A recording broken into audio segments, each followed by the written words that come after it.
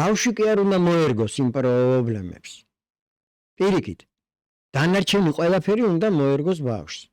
ეს არის მას ბავშვზე ორიენტირებული აღზრდა. და იგივეა სკოლაშიც მოსწავლეზე ორიენტირებული სწავლება.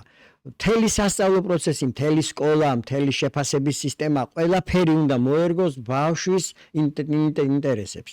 ნუ ჩვენთან ხომ მსგავსი არაფერი არ ხდება. არც ოჯახში და არც სკოლაში და იმიტომ არის მე ეს საშინელი მდგომარეობა რო არის. ჩვენი საზოგადოება არ არის ნორმალური საზოგადოება, სამკურნალო საზოგადოებაა და აი სწორედ ამის გამო. მე სულ არ ვამბობ იმას, რომ ბავშვი ყველაფერში მიუშვი თავის ნებაზე. არ შეიძლება არც მასე.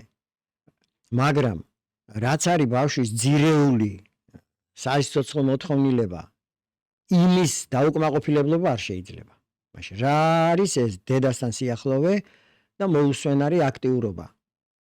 აი ეს ორი რამე მაინც მას უნდა კონდეს ყოველთვის დაკმაყოფილებული.